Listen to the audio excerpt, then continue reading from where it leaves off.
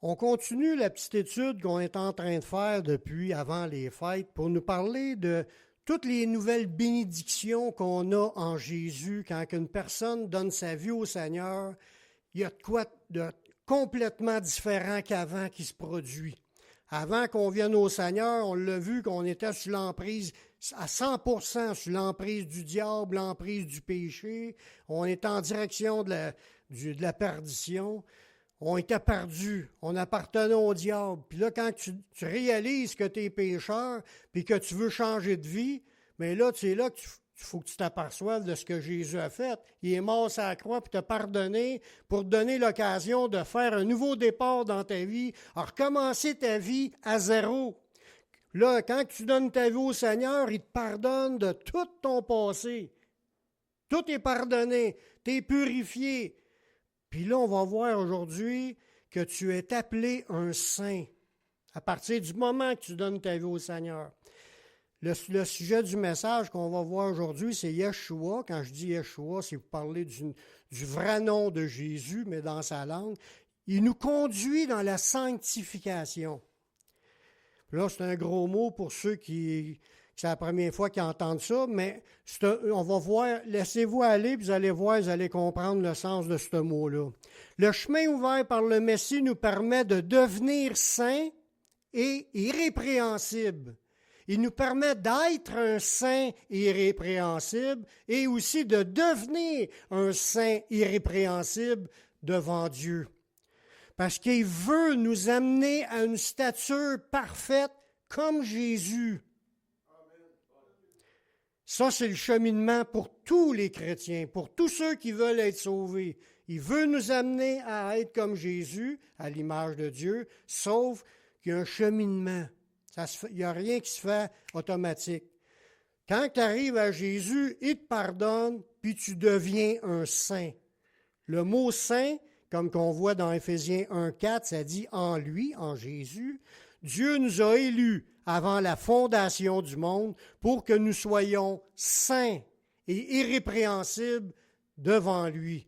À partir du moment que tu donnes ta vie au Seigneur, tu es appelé que tu es un saint. C'est un nouveau titre qu'on a. Tu es devenu un saint. Il y en a qui disent les saints sont dans le ciel, puis tu peux prier. Non, non, non. Ça, c'est une fausse doctrine. Les gens qui sont saints dans le ciel, c'est pas tout le monde qui est saint, premièrement. C'est ceux qui ont passé par Jésus pour être pardonnés, qui sont appelés des saints. Mais quand ils sont morts, décédés, tu peux pas les prier, ça sert à rien. Parce qu'ils sont pas Dieu. Ils sont encore des humains, des âmes sans corps qui attendent la résurrection dans un lieu d'attente.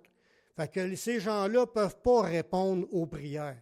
Fait qu'il y a des gens, vraiment, sur cette terre, qui sont appelés des saints par Dieu. On est des saints devant lui.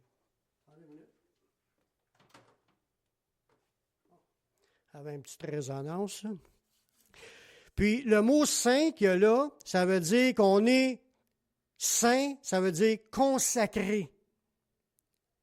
Vous savez aussi que la Bible a dit Dieu il est saint. Puis tout l'ensemble de l'humanité est profane. Profane, ça veut dire non-saint.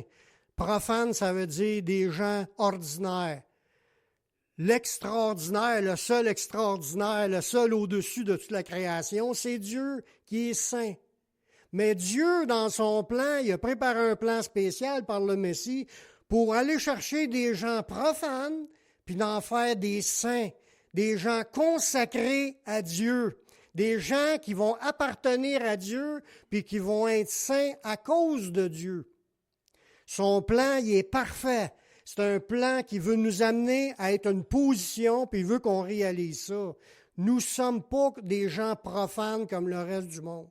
En titre, on est des saints, puis c'est déclaré par Dieu. Ça dit qu'il nous a élus avant la fondation du monde pour que nous soyons saints et irrépréhensible. Irrépréhensible, ça veut dire sans reproche.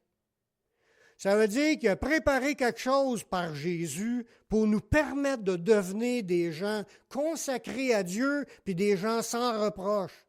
C'est ça qui est le but de Dieu, ce qu'il veut faire avec nous. Amen. Lors de notre conversion à Dieu, nous sommes déclarés saints. Ça veut dire qu'on est déclarés consacrés. Consacré, ça veut dire qu'on appartient à Dieu. Ça veut dire avec. Sacré, c'est qu'on est sacré grâce à Dieu, mais on est avec Dieu. On est devenus des gens sacrés. C'est la classe la plus haute dans ce monde, comparée à l'ensemble de l'humanité qui est séparée d'avec Dieu, qui sont des profanes. Ceux qui donnent leur vie au Seigneur deviennent des saints, des consacrés, des gens sacrés. Un saint, c'est une chose très sainte. C'est déclaré saint par Dieu. Dans 1 Corinthiens, chapitre 1, verset 2, c'est ce sujet-là qu'on va développer, Paul, il nous parle à l'Église de Dieu qui est à Corinthe, à ceux qui ont été sanctifiés en Jésus-Christ. Sanctifié, le mot qu'il y a là, c'est que les gens sont devenus des saints. Tu as été sanctifié. À partir de ce moment-là, tu es déclaré saint par Dieu, puis Dieu t'accepte à faire partie de sa famille, à cause de sa sainteté qu'il t'a donnée. Puis tout ça ne vient pas de nous, ça vient de l'œuvre de Jésus qui est mort pour nous pardonner, nous purifier. On est lavé de toutes nos souillures, puis on commence une nouvelle vie avec lui. Le Saint-Esprit rentre en nous, puis nous sommes devenus des saints. Fait que là, il est en train de parler à ceux qui sont devenus des saints en Jésus-Christ dans l'Église de Corinthe. Puis ça dit aussi « appelés à être saints ». Là, ça veut dire que c'est un appel que Dieu a fait. C'est pas quelqu'un qui décide « moi, aujourd'hui, je suis un saint ». Non, c'est pas nous autres qui décident. Même pour se dire qu'on a le titre d'enfant de Dieu, la Bible, elle dit, c'est pas selon la chair, c'est pas la chair qui décide ça, c'est pas la volonté de la chair ni la volonté de l'homme qui décide ça, c'est la volonté de Dieu. C'est Dieu qui rend saint une personne. Les gens sont appelés à devenir des saints en passant par Jésus. Jésus l'annonce à tout le monde, en annonçant à tout le monde, « Voulez-vous devenir saints? Allez à Jésus, puis vous allez être déclarés saints. » C'est tout simple que ça. Le salut est par Jésus, puis le fait d'être devenu saint, c'est grâce à Jésus. Au moment de notre conversion, nous sommes devenus saints. Puis le mot qu'il y a là, dans ce verset-là, qu'on était sanctifiés, là, le verbe, c'est pas le même. Même si c'est le mot saint qui est là, mais c'est le mot saint qu'on a été sanctifié. Ça veut dire on était rendu saint.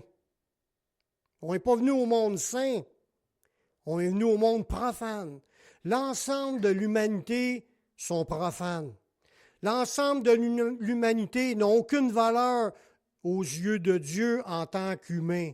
Ça n'a aucune valeur. Pour que ça soit reconnu par Dieu, il faut que Dieu te fasse de toi un saint. Puis c'est au moment de ta conversion. Le mot grec là, parce que cette phrase-là est écrite en grec dans la Bible originale, ça veut dire il t'a rendu saint, il t'a reconnu pour être un saint. Tu es devenu un vénérable ou un sanctifié. Tu es séparé des choses profanes, puis tu es consacré à Dieu à partir du moment que tu as donné ta vie au Seigneur. Il t'a nettoyé ta vie pour que tu sois un saint. Il t'a épuré. Il t'a rendu pur. Il nous a rendu purs par le sang de Jésus. Quand on donne notre vie au Seigneur, le sang de Jésus, son Fils, nous purifie de tout péché. Fait que quand tu es en Jésus, tu marches avec Jésus, tu es un pur aux yeux de Dieu, tu es un saint, tu es consacré à lui, tu lui appartiens. Dans la Bible, il y a deux directions que le Seigneur veut nous amener afin d'être sauvés. On va développer l'idée de la sanctification d'ensuite. Pour être sauvé, là, la première chose qu'on a besoin, c'est d'avoir la foi. Si tu n'as pas la foi que Jésus est mort pour pardonner tes péchés, si tu ne crois pas ça, tu ne peux pas être sauvé. Tu ne peux pas devenir saint. Tu ne peux pas faire partie de ceux qui vont vivre la vie éternelle avec lui. La base de toute la vie chrétienne, c'est la foi. Il faut que tu crois que ce que Dieu a déclaré. Il faut que tu aies confiance en ce que Dieu a fait et déclaré. Parce que c'est pas juste dire « Oh, je le sais que Jésus est venu il y a 2000 ans, on fête sa fête à Noël à tous les ans. » Ben, c'est pas la foi, ça. La foi, c'est plus que ça. La foi, là, Tu es tellement convaincu qu'est-ce que Jésus est venu puis qu'il a tout accompli pour être sauvé. Tu y crois tellement que tu es prêt à dire, Seigneur, je veux te suivre. C'est ça la vraie foi qui sauve. Il faut que tu sois prête à vouloir devenir son disciple. Jésus a dit, quiconque veut venir après moi, qu'il renonce à lui-même, qu'il prenne sa croix et qu'il me suive.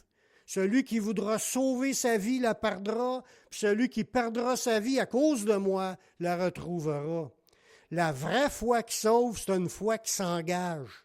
Une croyance, c'est plus que juste qu'une croyance urbaine. Là. C'est une conviction que Jésus est mort pour pardonner tes péchés. Tu es convaincu que tu es pécheur, puis là tu dis, je veux te suivre, Seigneur. Ça, c'est le départ. Si tu n'as pas ça, mais je te conseille de le faire là, de prendre une décision, de te le dire, et le dire à Dieu et le dire aux autres que tu crois que Jésus est mort sur la croix pour pardonner tes péchés, puis engage-toi à le suivre maintenant. Peu importe ce que tu as fait dans le passé, peu importe si tu l'as déjà fait puis tu l'as abandonné, reviens au Seigneur. Sois devant lui, crois qu'il t'a pardonné parce que tu lui demandes pardon, puis marche avec lui. Ça, c'est la foi qui sauve. Puis, c'est pas juste ça que ça prend.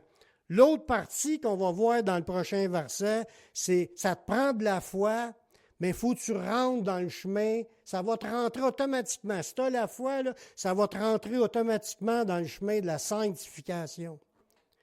Vous allez voir que la sanctification fait partie comme fruit de ce qui découle dans la vie d'une personne qui s'est vraiment engagée à suivre Jésus.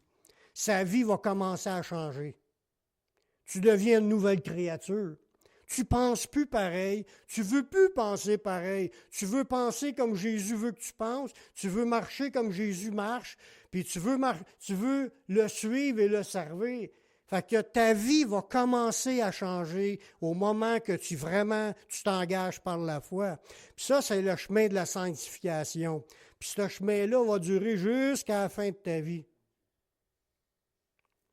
Alors, regardez dans 2 Thessaloniciens 2,13, nous explique ces 2 points-là qui sont importants pour le salut.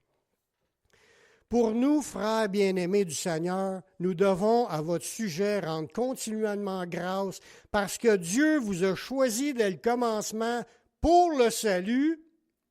Là, il était choisi, ces chrétiens-là, pour le salut. Puis là, il dit par quoi qu'ils sont sauvés? Par la sanctification de l'Esprit et par la foi en la vérité. On voit, il y a 2 éléments importants qui sont nécessaires dans la vie d'une personne pour être sûr, convaincu qu'elle est dans le bon chemin. Si tu n'as pas vécu ça, de t'engager par la foi à suivre Jésus, fais-le. Puis si tu n'as pas vécu ça, d'être intéressé à vouloir être changé par le Seigneur dans ta vie, mais décide aujourd'hui de vouloir l'être. Parce qu'à partir du moment que tu vas dire au Seigneur, tu lui demandes de l'aide pour te changer, il va le faire. Il va commencer. Son Saint-Esprit est donné pour te conduire dans toute la vérité. La vérité, c'est pas juste « je crois en Jésus », c'est le départ. Après ça, c'est marche avec le Saint-Esprit, puis il va faire une œuvre de changement, de transformation. Il va renouveler ton intelligence. Il va te mettre en toi des paroles. Ta vie va être du fruit qui va être une bonne odeur pour Dieu. Puis ta vie va changer. Ça se peut pas qu'un gars, mettons, ça fait 10 ans qu'il est chrétien, qui est encore pareil qu'avant qu'il ait accepté Jésus, c'est impossible. Si c'est le cas, bien, il y a quelque chose qui n'a pas été compris, qu'il y a une décision qui n'a pas été faite, parce que tous les chrétiens nés de nouveau, on change. Et ceux qui persévèrent dans le chemin. C'est sûr qu'il y en a qu'on peut s'égarer, on peut se refroidir, on peut s'éloigner du Seigneur, puis là on retourne, on est rétrograde. Ça arrive qu'on a vécu des moments avec le Seigneur, puis on recule. Mais quand on réalise ça, il faut revenir dans le chemin du Seigneur, demander pardon, demander son aide de nous changer, puis il va le faire. Puis après ça, ça va être une marche en contact avec lui, puis le changement va être là. Vous allez voir dans la suite.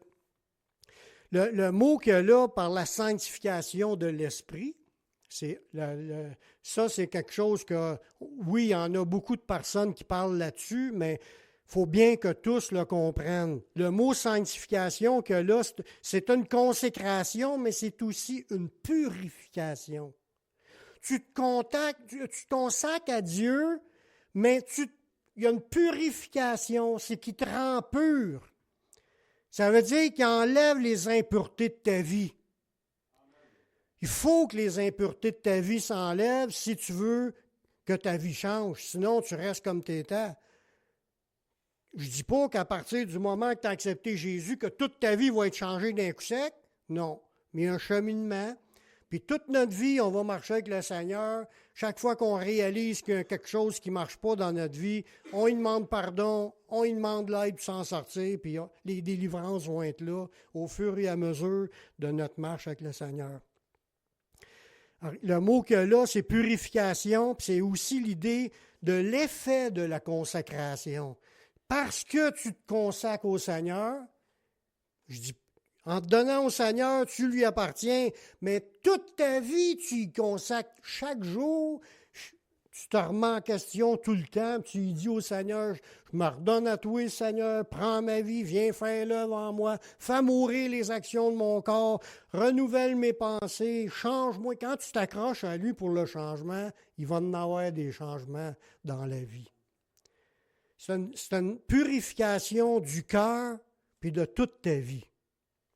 Parce que ça commence là. Hein. Jésus le dit, c'est du cœur de l'homme que sortent les mauvaises pensées, les meurtres, les adultères, les impudicités, les vols, les faux témoins. Tout le méchant, le mauvais, là, sort de notre cœur. Parce qu'on avait un cœur mauvais. On l'a encore, mais quand tu es en Jésus, il y a beaucoup de choses qui sont enlevées au fur et à mesure de ta vie. Ton cœur change.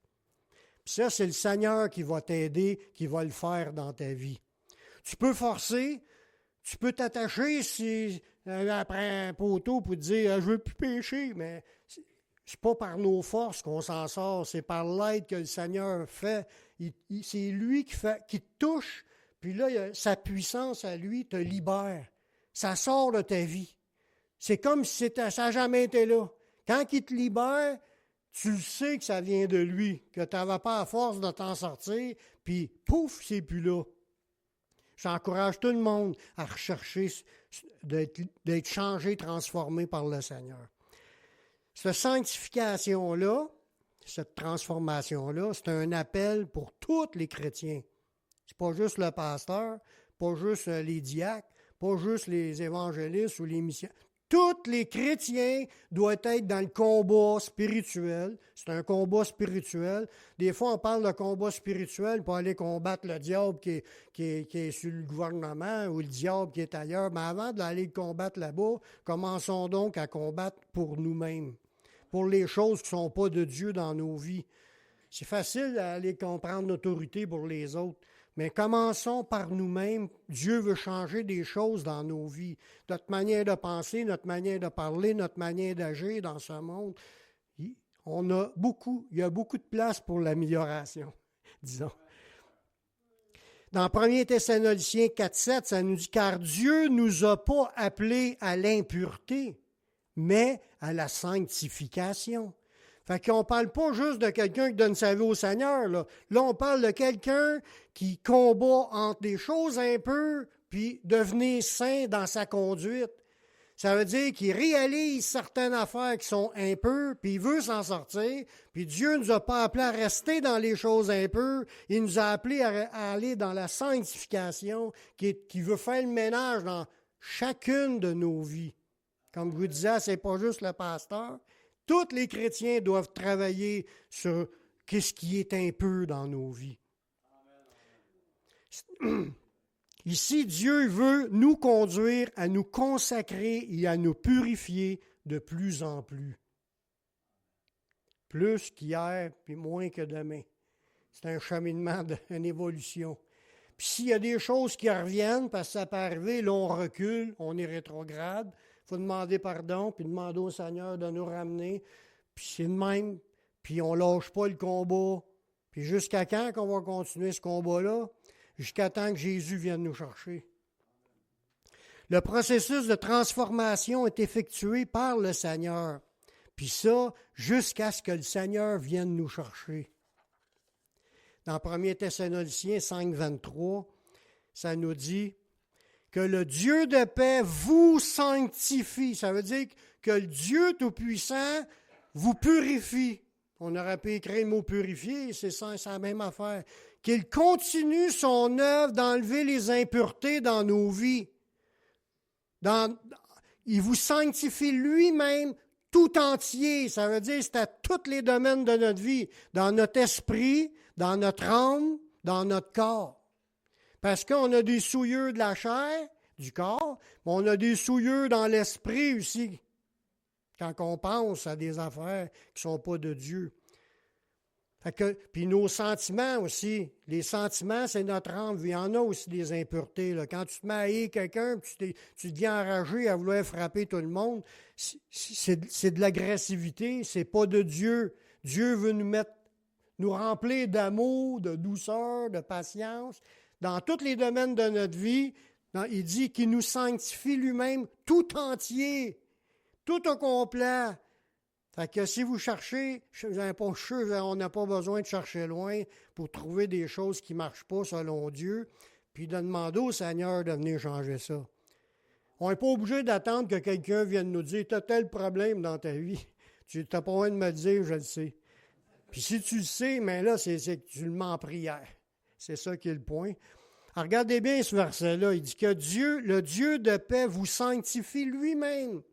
C'est Dieu qui a la puissance de nous libérer. Nous, on est venus au monde avec une nature de péché. Mais lui, il nous a donné sa nature et dans le Saint-Esprit qui rentre en nous. Là, on a les deux natures. Qui doit gagner? Notre vieil homme ou la nouvelle nature qui veut prendre toute la place dans tout notre esprit, notre âme et notre corps? C'est demander au Seigneur qu'il vienne la faire. Ça le dit dans le verset, que tout votre être, l'esprit, l'âme, le corps, soit conservé irrépréhensible. Le but, c'est qu'on demeure sans reproche. C'est le but. Ça veut dire Dieu travaille dans ce but-là.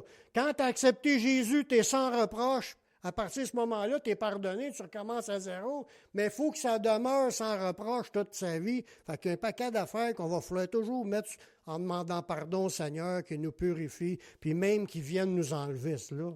C'est encore mieux. Mais le cheminement, toute notre vie va être demander pardon à chaque fois qu'on réalise qu'il y a une affaire qui n'est pas de Dieu, pour qu'on soit conservé sans reproche. Voyez-vous, ça fait partie du cheminement de la sanctification. Tous ceux qui sont sanctifiés, qui ont été déclarés saints puis qui sont transformés, ont reçu cette grâce par Dieu.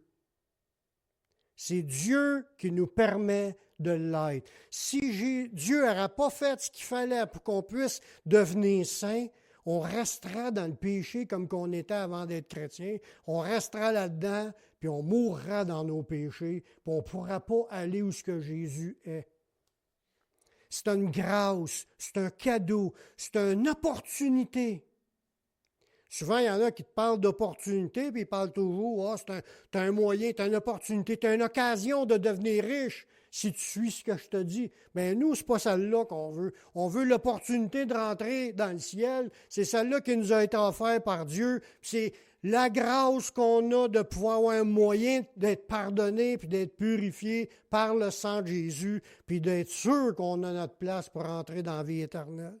Parce que la vie éternelle, ça va être long. Il n'y a pas de fin. Une fois qu'on va rentrer là, si tu n'es pas sur le bon bord, il faut absolument réaliser que Jésus est mort pour pardonner nos péchés, puis donner notre vie au Seigneur, puis marcher avec le Seigneur sincèrement, parce que ça va être long. C'est mieux d'être sur le bon bord avant de mourir. Dans Hébreux 2, 11, ça dit « Car celui qui sanctifie, c'est Jésus, et ceux qui sont sanctifiés, c'est nous, sont tous issus d'un seul. » c'est grâce au Seigneur, à Dieu le Père, qu'il nous a envoyé son Fils qui sanctifie, puis que nous, on profite de la sanctification. Ça vient tout de Dieu. C'est Dieu qui est la source de cette bénédiction-là. Puis Dieu n'a pas honte de nous appeler frères. Jésus n'a pas honte de nous appeler frères quand on a passé, puis on est rentré dans le chemin de la sanctification. Yeshua, le Messie, il a tout accompli pour qu'on puisse devenir saint puis être rendu saint dans notre conduite. Il a tout fait. Ça nous dit dans 1 Corinthiens 1,30 que c'est par lui, en parlant, que c'est par lui que vous êtes en Jésus-Christ, lequel, de par Dieu, il a été fait pour nous, Jésus a été fait pour nous, sagesse, justice, sanctification et rédemption. Fait que Jésus a tout accompli pour qu'on puisse faire partie de ceux qui reçoivent la sagesse de Dieu, qui sont justifiés, qu'on est sanctifiés, puis on a été rachetés, on appartient à Dieu, puis on s'en va dans la vie éternelle. Toute la gloire de cela revient à Dieu par Jésus. C'est Jésus qui a tout accompli pour qu'on puisse le devenir. Dieu est entré en nous par le Saint-Esprit, puis c'est le Saint-Esprit qui produit la transformation. Dans Romains 15,16, ça nous dit que Paul, il était ministre de Jésus-Christ parmi les païens. Il dit, m'acquittant du divin service de l'Évangile de Dieu, afin que les païens lui soient une offrande agréable, étant sanctifiés par l'Esprit Saint. On voit qui sanctifie, c'est le Saint-Esprit. Faut pas oublier qu'il est là. Quand tu donnes ta vie au Seigneur, tu reçois le Saint-Esprit. Puis c'est lui, c'est l'Esprit de Dieu, c'est Dieu lui-même qui rentre dans ta vie puis qui commence ce changement-là. Nous sommes des sanctifiés, mais parce que le Saint-Esprit est là. Mais pour que le Saint-Esprit soit là, il a fallu premièrement qu'on soit des pardonnés. Fait qu'il a fallu premièrement qu'on croie que Jésus est mort pour nous pardonner. Son sang qui était versé, c'était pour nous pardonner. Fait que si tu sais ça, tu peux devenir être pardonné, puis une fois que tu es pardonné, tu peux recevoir le Saint-Esprit, puis là, tu deviens un saint à cause de la présence du Saint-Esprit. Maintenant, tu peux marcher avec le Saint-Esprit dans ta vie comme tous les apôtres ont marché, comme Jésus lui-même a marché, comme les saints ont marché, des gens qui marchaient avec le Saint-Esprit, puis leur vie était transformée par le Saint-Esprit. C'est Dieu en personne en nous. Puis quand tu reçois le Saint-Esprit, mais tu reçois Jésus, puis tu reçois Dieu le Père en même temps. Les trois sont un seul Dieu. Gloire à Dieu. La sanctification, c'est le changement que le Seigneur fait en nous libérant des péchés que nous pratiquons. Parce que quand que j'ai donné ma vie au Seigneur, à partir de cette journée-là, il y a des choses qui ont déjà commencé à changer. J'ai été délivré de la drogue la journée même, que j'en prenais à tous les jours, du pot et du hache, puis je fumais au couteau, puis tout le kit. Je n'étais pas capable d'arrêter. Puis la journée que j'ai donné ma vie au Seigneur, ça a sorti de moi, j'avais plus aucun désir d'en prendre. C'était comme si je n'avais jamais pris. J'ai eu cette délivrance-là sur cela, mais il y a eu d'autres choses que ça restait là. Fait que tu réalises qu'il ne t'a pas changé de tout quand tu donnes ta vie au Seigneur. Tu dois commencer à présenter toutes les autres affaires. Il sait tout ce que j'avais. Il savait tout ce que j'avais comme problème dans ma vie. Puis il est capable d'en délivrer quelques-uns ou il est capable de toutes les délivrer, mais souvent, il te délivre avec de 2-3 affaires en partant, puis après ça, il faut que tu t'accroches à lui pour pouvoir vivre le reste. Puis des fois, c'est long. Tu peux combattre avec certains péchés dans ta vie pendant longtemps, mais si tu combats, tu lui demandes pardon, puis tu lui demandes de l'aide, lui, il est patient, puis il sait quand est-ce qu'il va le faire, mais décourage-toi pas, il va finir par le faire, mais tu es quand même pardonné si tu lui demandes pardon. C'est si tu ne demandes pas pardon, puis tu te livres là-dedans, tu te goroches dans ça. Quand quelqu'un, mettons, qui aime les femmes, puis il s'en va coucher avec la voisine, s'en va coucher avec l'autre, il demande pardon, mais il continue à aller coucher avec les femmes. À un moment donné, là, il faut que tu arrêtes d'y aller, là. Vide ta tank à gaz, fais quelque chose. Tu sais,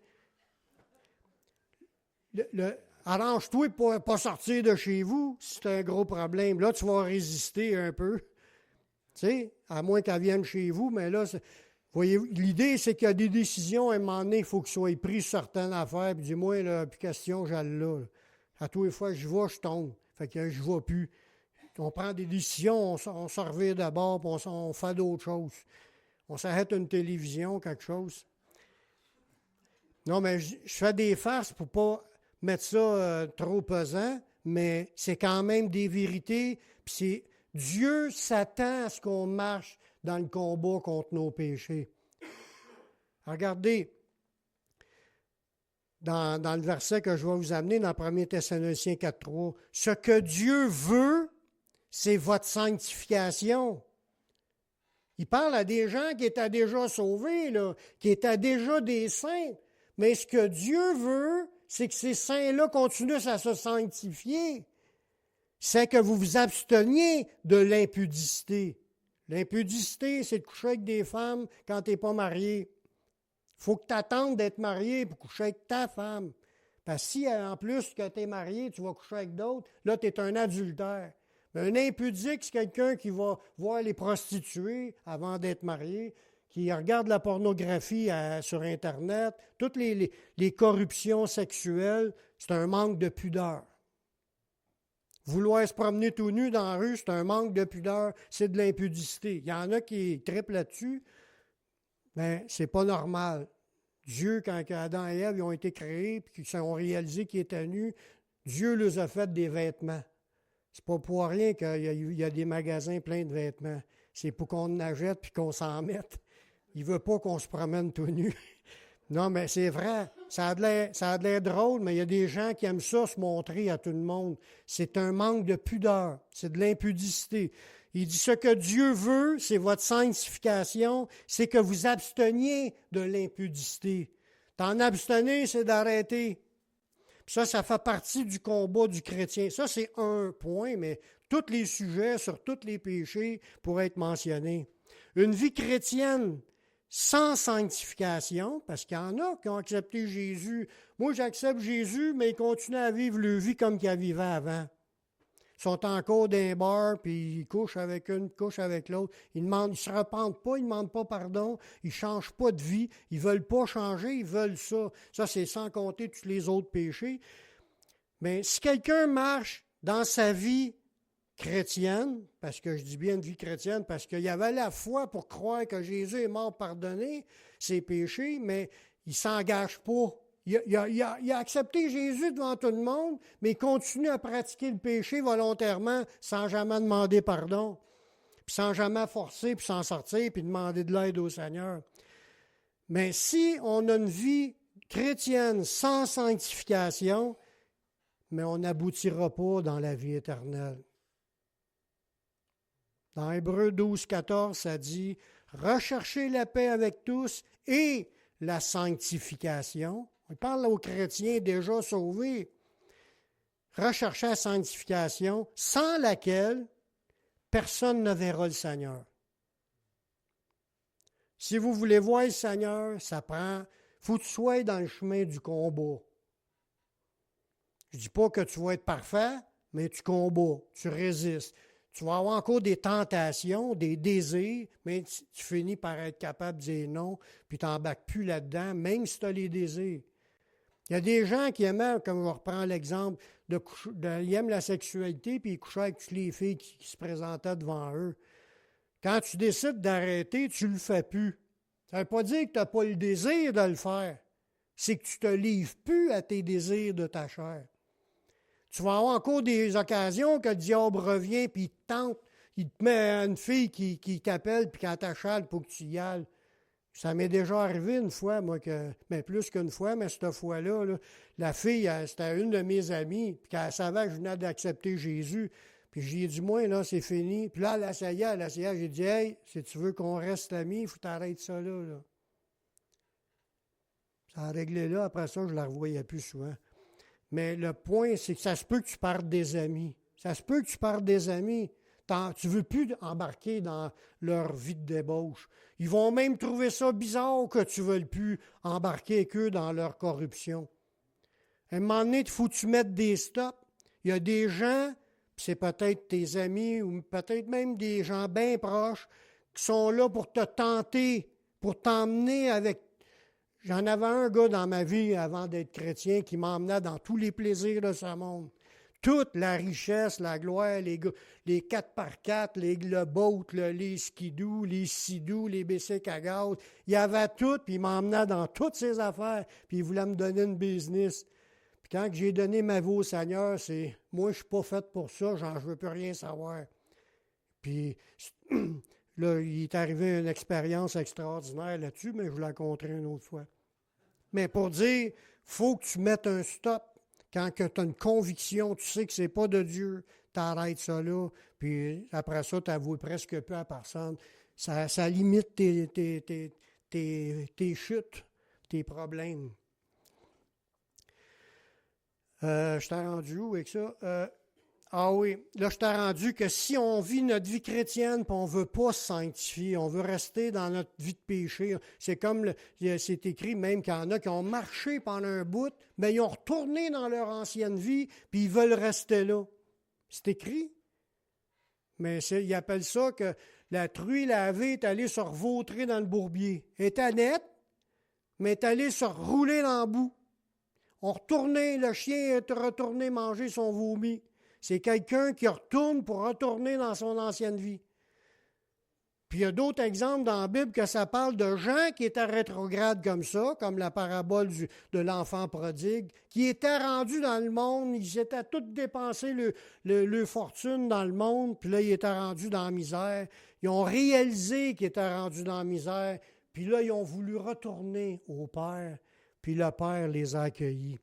C'est qu'il faut que tu saches que si tu t'es éloigné du Seigneur, le Seigneur t'appelle, puis le Seigneur veut encore te prendre dans ses bras, puis il va encore te redonner la robe neuve avec l'alliance, la bague qui va servir l'alliance, puis il va encore prendre soin de toi. On peut retourner au Seigneur tant qu'on est vivant. Il ne faut pas oublier ça.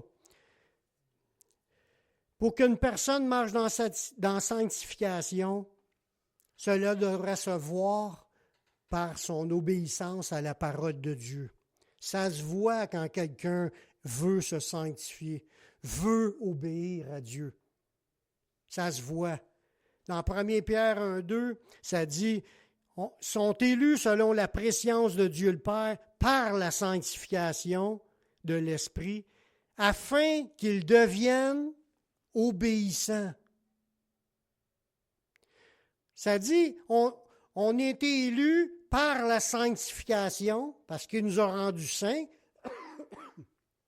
On a été élus pour nous rendre saints, afin qu'on devienne obéissants. Obéissants à quoi? Obéissants à la parole de Dieu. Autant qu'avant, je me rebellais contre ce que Dieu disait, puis je marchais dans la désobéissance. Tu reviens à Jésus pour être pardonné. Qui te pardonne? Mais le but qui te pardonne, c'est parce que tu veux devenir obéissant. Dieu s'attend que les chrétiens soient des gens obéissants, puis ça se voit quand quelqu'un veut être obéissant. Ça se voit, il va apprendre la parole, puis il veut la mettre en pratique. Tu le vois dans sa vie, que sa vie change parce qu'il aime le Seigneur, puis il aime sa parole, puis il veut devenir obéissant. Puis le Seigneur veut nous amener là-dedans.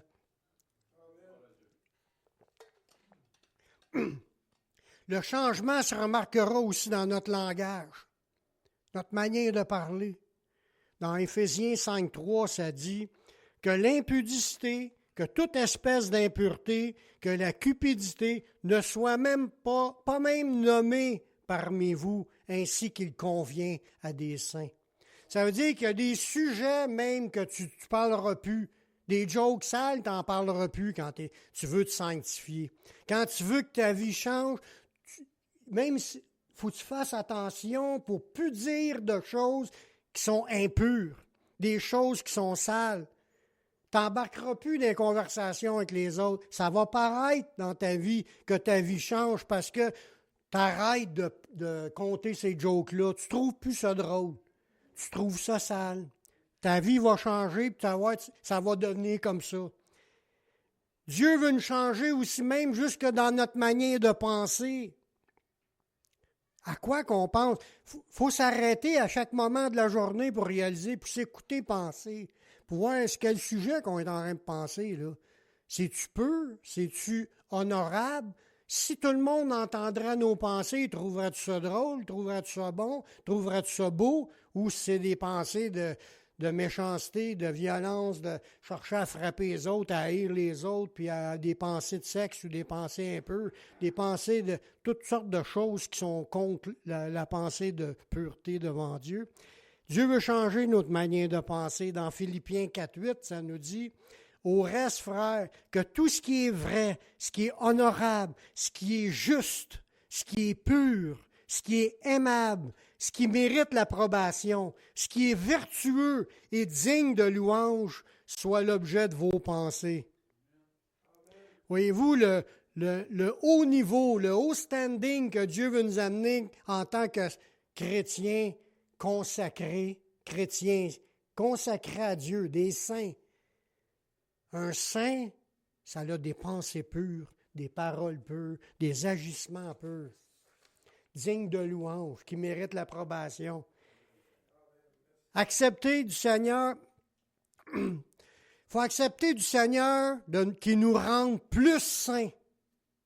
Quand tu acceptes au Seigneur qui te rende plus saint, plus consacré, quand tu lui demandes puis tu veux avancer avec lui, mais ça, c'est un signe que tu as réellement du fruit digne de la repentance dans ta vie. Parce que c'est écrit dans Matthieu 3.8, « Produisez donc du fruit digne de la repentance. » Tu dis que tu es repentant, montre-les par ta vie qui change. C'est facile de dire, je me repens, je crois en Jésus, je m'engage à suivre Jésus, puis le lendemain, puis tout le reste de ta vie, tu fais encore les mêmes affaires qu'avant. Tu n'as pas de fruit qui est digne de la repentance. Ce fruit-là, Dieu attend à ce que tous ses enfants marchent dans du fruit pour lui, du fruit qui démontre vraiment que tu es repentant. Ça veut dire, il faut que tu sois sérieux dans ta marche chrétienne avec le Seigneur. C'est pas, oh, l'autre me regarde, je vais faire attention. Non, même s'il n'y a pas personne qui te regarde, Dieu te regarde. Tu es tout seul, Dieu nous regarde, puis il voit toutes les bonnes affaires, belles affaires qu'on pense, qu'on parle, qu'on dit. Même si on est tout seul, puis il ne veut pas qu'on ait ça. Si vraiment on est repentant, on va marcher dans sainteté, dans pureté, dans la justice, tous les jours de notre vie, parce qu'il nous délivre de nos ennemis.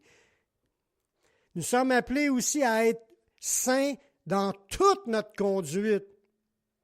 Comme Dieu, lui, est saint. Il faut devenir aussi saint que Dieu est saint. Y a-t-il un amen à cela? Dans 1 Pierre 1,15, ça dit « Puisque celui qui vous a appelé est saint », y a-t-il quelqu'un qui a un doute pour dire « Dieu, es-tu réellement saint? » C'est pas le gars qui vous a parlé de Jésus là, qui vous a appelé. Oui, vous lui avez fait le message, mais on ne parle pas de lui, on parle de Dieu qui vous a appelé. Puisque lui est saint, vous aussi soyez saints dans toute votre conduite. On a-tu de l'ouvrage? La Bible nous demande de continuer à faire des efforts pour écouter le Saint-Esprit et apprendre de lui afin de nous rendre de plus en plus saints, consacrés, purs devant lui. Ça nous dit dans Apocalypse 22:11 que celui qui est injuste soit encore injuste, que celui qui est souillé se souille encore, et que le juste pratique encore la justice, et que celui qui est saint se sanctifie encore. On voit là-dedans que Dieu s'attend à ce qu'on soit toujours à l'écoute de lui, de sa parole, pour continuer à se sanctifier. Oui, j'ai été sanctifié en venant à Jésus, mais toute ma vie, je vais continuer à me sanctifier de plus en plus, jusqu'à temps qu'on devienne comme aussi saint que Dieu qui est saint. La motivation qui nous pousse à nous sanctifier devrait venir en considérant toutes les promesses de Dieu. Hey, c'est quelque chose ce à quoi Dieu nous a appelés. Il ne veut pas juste nous donner la vie éternelle.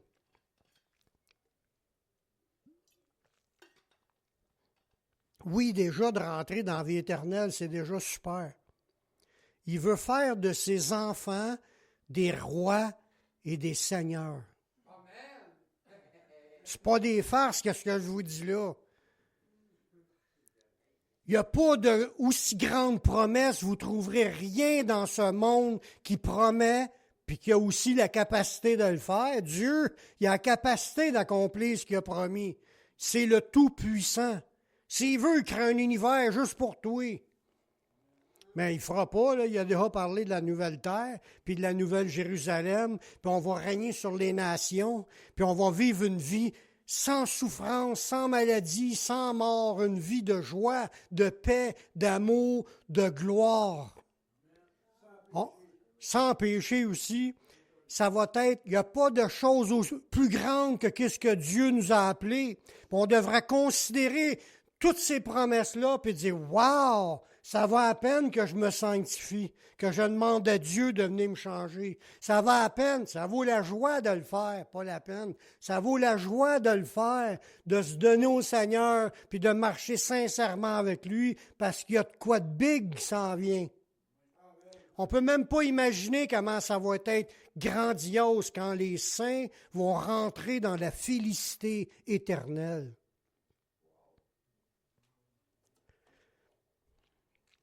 Dans 2 Corinthiens 7, ça nous dit « Ayant donc de telles promesses, bien-aimés, il n'y a rien de plus grand que ce que Dieu nous offre d'être sauvés, mais en plus de vouloir faire de nous des rois et des seigneurs.